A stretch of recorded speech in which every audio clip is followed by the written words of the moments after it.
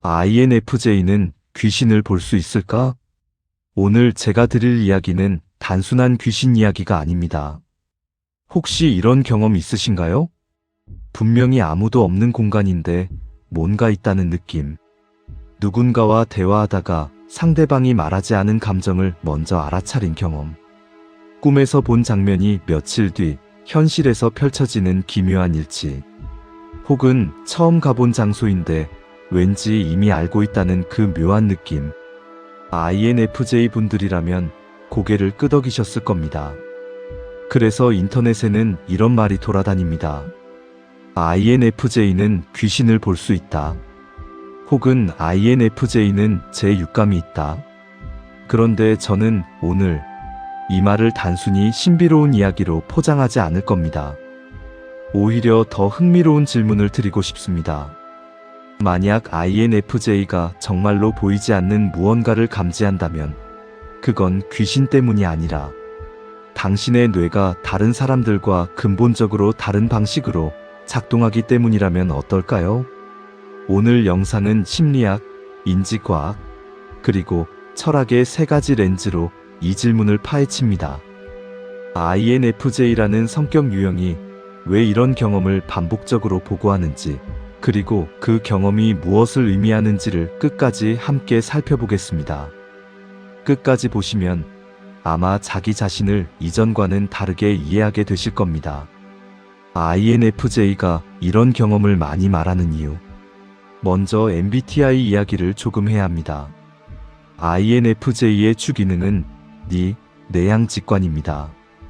이 기능이 핵심입니다.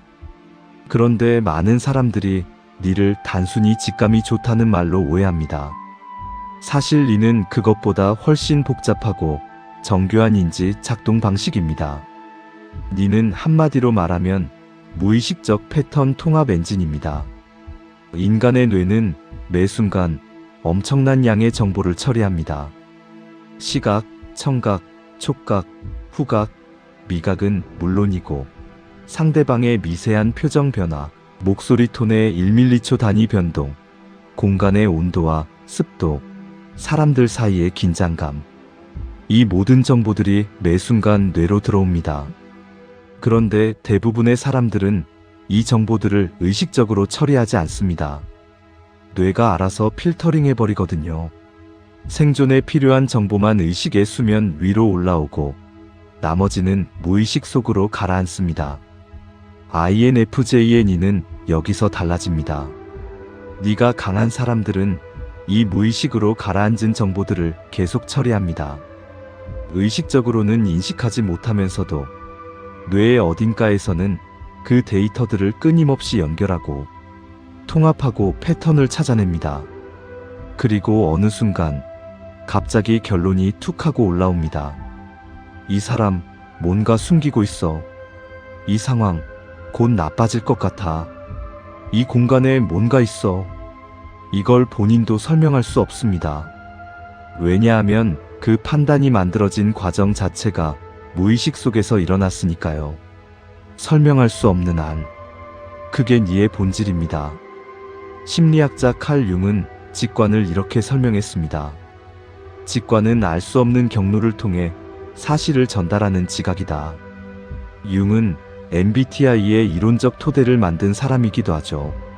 그는 무의식이 단순히 억압된 기억의 창고가 아니라 능동적으로 정보를 처리하는 인지 공간이라고 봤습니다. INFJ가 귀신을 봤다고 하거나 뭔가 느꼈다고 말할 때 그 경험의 출처는 대부분 바로 인이 기능, 즉 무의식 속에서 조용히 처리된 수많은 정보들의 통합 결과입니다. 그러니까 당신이 귀신을 보는 게 아니라 당신의 뇌가 다른 사람들이 인식하지 못하는 정보를 감지하고 처리하고 있는 겁니다. 심리학적 해석. 자, 그럼 심리학적으로 더 깊이 들어가 봅시다. 인간의 뇌는 본질적으로 패턴을 만들어내는 기계입니다. 심리학에서 이를 파레이돌리아라고 부릅니다. 구름에서 얼굴을 보거나 나무 그림자에서 형상을 발견하거나 노이즈 속에서 목소리를 듣는 것처럼 뇌는 무작위적인 자극 속에서도 의미 있는 패턴을 찾으려 합니다. 이건 진화적으로 매우 합리적인 설계입니다. 수십만 년 전 인류에게는 저 수풀의 흔들림이 바람인가, 맹수인가를 빠르게 판단하는 능력이 생존과 직결됐습니다. 맹수가 없는데 있다고 착각하는 것보다 맹수가 있는데 없다고 착각하는 게 훨씬 치명적이니까요. 그래서 뇌는 차라리 과잉 패턴 인식 쪽으로 진화했습니다. 그런데 여기서 INFJ의 특성이 한 번 더 겹칩니다. 네 기능이 발달한 사람들은 이 패턴 인식 능력이 비정상적으로 예민하게 작동합니다. 일반인이 50개의 데이터 포인트를 연결할 때 네 우위 유형은 5개의 데이터 포인트만으로도 전체 그림을 그려냅니다. 문제는 이 과정이 너무 빠르고 무의식적이라 본인도 그 연결고리를 설명하지 못한다는 겁니다. 결론만 남습니다. 근거 없는 확신처럼 느껴지는 한 또 다른 심리학적 메커니즘이 있습니다. 확증 편향입니다. 우리는 자신이 믿는 것과 일치하는 정보를 더 잘 기억하고 반박하는 정보는 쉽게 흘려버립니다. INFJ가 한번 이 공간 뭔가 이상해라는 직관을 느끼면 그 이후로 그 공간에서 일어나는 사소한 불편함, 소음, 온도 변화 등이 모두 그 직관을 확인하는 증거처럼 느껴집니다. 그리고 감각 박탈 효과도 중요합니다. 어두운 밤, 조용한 공간, 혼자 있는 상황. 외부 자극이 줄어들면 뇌는 오히려 내부에서 자극을 만들어냅니다. 이게 극단적으로 가면 환청이나 환시가 되지만 그보다 훨씬 약한 수준에서도 뭔가 있는 것 같은 느낌이나 누군가 보는 것 같은 감각을 만들어낼 수 있습니다. 이 세 가지가 결합됩니다. 뛰어난 패턴 인식 능력, 확증 편향, 감각 박탈. INFJ가 밤에 혼자 조용한 공간에 있을 때 유독 무언가를 느끼는 이유가 바로 여기에 있습니다. 그러나 중요한 건 이겁니다. 이것이 착각이라고 해서 덜 실제적인 것은 아닙니다. 당신의 뇌가 만들어낸 경험은 뇌의 입장에서는 완전히 실제입니다.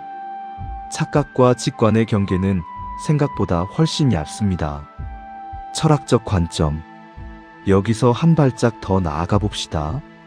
철학적으로 물어볼게요. 우리가 보는 것이 곧 현실인가? 독일의 철학자 임마누엘 칸트는 이렇게 말했습니다. 우리는 세계를 있는 그대로 인식하는 것이 아니라 우리의 감각과 인지 구조를 통해 걸러진 세계를 인식한다고요. 그는 이를 현상과 물자체, 사물, 자체의 구분으로 설명했습니다. 우리가 경험하는 세계는 현상이고 그 너머의 실제 세계는 우리가 영원히 직접 접근할 수 없다고 봤습니다. 이 관점에서 보면 인간은 누구나 부분적인 현실만을 인식합니다. 현대 신경과학도 이를 뒷받침합니다. 인간의 눈은 전자기파 스펙트럼의 극히 일부인 가시광선만 봅니다. 인간의 귀는 20Hz에서 2만 Hz 사이의 소리만 듣습니다. 개는 인간이 맡지 못하는 냄새로 세계를 탐색하고 박쥐는 초음파로 공간을 파악합니다. 이미 각각의 생물은 서로 다른 현실 속에 살고 있는 겁니다. 그렇다면 이런 질문이 가능합니다. 만약 우리가 감지하지 못하는 무언가가 정말로 존재한다면? 저는 지금 귀신이 있다고 말하는 게 아닙니다. 오히려 반대입니다. 우리가 현실이라고 부르는 것이 사실은 우리 뇌의 매우 제한된 처리 능력이 구성해낸 모델이라는 걸 말하고 싶은 겁니다. 철학자 토마스 네이글은 1974년에 유명한 논문 하나를 썼습니다. 제목은 박쥐가 된다는 것은 어떤 것인가 였습니다. 그는 박쥐의 주관적 경험은 우리가 절대로 온전히 이해할 수 없다고 주장했습니다. 우리가 아무리 박쥐에 대해 객관적 사실을 알아도 초음파로 세계를 인식하는 그 주관적 느낌은 접근 불가능하다는 거죠. 이 논리를 INFJ에게 적용해 볼 수 있습니다. INFJ가 느끼는 그 뭔가 있는 느낌, 그 묘한 감지 경험은 그것이 무엇이든 간에 당신에게는 완전히 실제이고 의미 있는 경험입니다. 그리고 그 경험이 단순히 뇌의 오류라고 단정하기 전에 우리는 인식의 한계에 대해 겸손해야 합니다. 인간이 보지 못하는 세계는 분명히 존재합니다. 그 세계가 어떤 모습인지는 아직 아무도 모릅니다. 왜 INFJ는 무언가 느낀다고 말할까? 이제 가장 핵심적인 이야기를 드릴게요. INFJ의 두 번째 기능은 페이, 외향 감정입니다.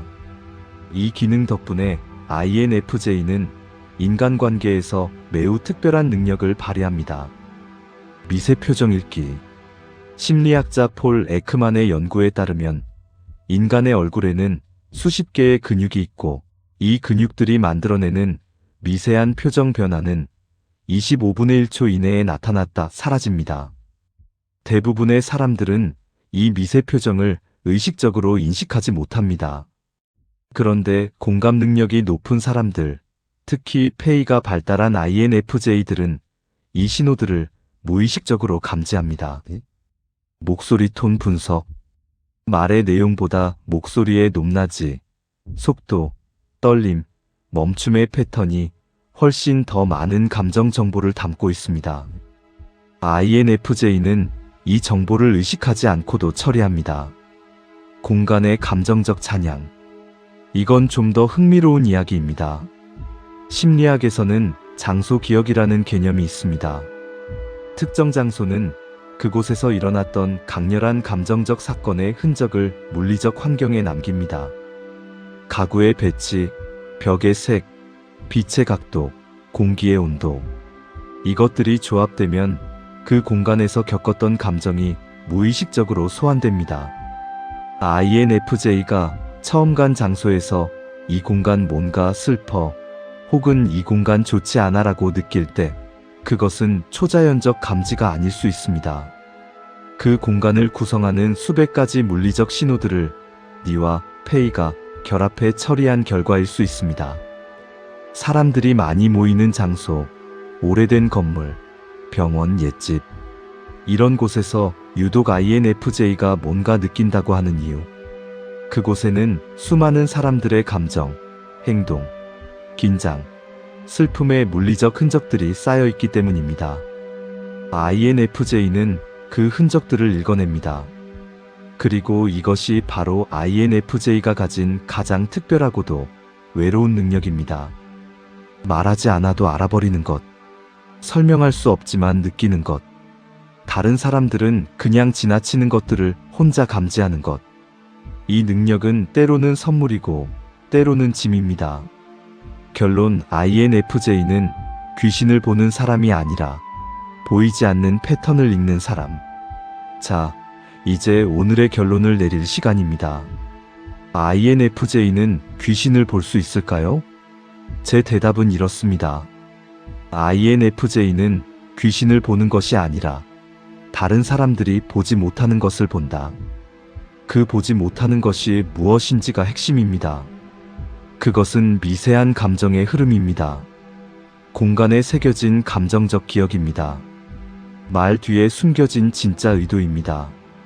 아직 일어나지 않았지만 곧 일어날 것 같은 패턴입니다.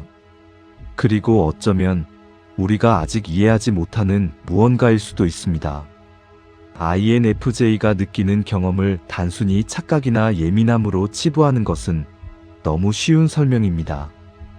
그 경험에는 심리학, 인지과학, 철학이 모두 얽혀 있습니다. 그리고 아직 과학이 완전히 설명하지 못하는 영역도 분명히 있습니다. INFJ라는 유형은 인류 전체에서 1% 내외라고 합니다. 가장 희귀한 성격 유형. 이렇게 적은 이유가 있을지 모릅니다. 이 방식으로 세계를 인식하는 것은 매우 강렬하고 매우 복잡하고 때로는 매우 고독한 일이니까요. 당신이 뭔가를 느낄 때, 그리고 주변 사람들이 그게 무슨 말이야? 라는 눈으로 바라볼 때, 그 외로움은 진짜입니다. 그런데 오늘 영상을 보셨다면 이제는 조금 다르게 느끼셨으면 합니다. 당신이 이상한 게 아닙니다. 당신의 뇌가 다른 방식으로 작동하는 겁니다. 그리고 그 방식은 수천 년 전부터 예언자, 치유자, 예술가, 사색가들이 가졌던 능력과 구조적으로 다르지 않습니다. 귀신을 보는 사람이 아니라 세상에 보이지 않는 층위를 읽는 사람. 그게 바로 당신, INFJ입니다. 이 채널은 앞으로도 INFJ와 그 내면 세계를 가장 깊이 있게 탐구하는 공간이 될 겁니다. 오늘 영상이 조금이라도 울림이 됐다면 구독과 좋아요는 저에게 이 콘텐츠를 계속 만들 수 있는 가장 큰 힘이 됩니다. 그리고 댓글로 꼭 알려주세요. 여러분은 어떤 경험을 하셨나요? 설명할 수 없는 감지, 예감, 느낌. 함께 이야기해봐요. 다음 영상에서 또 만나겠습니다.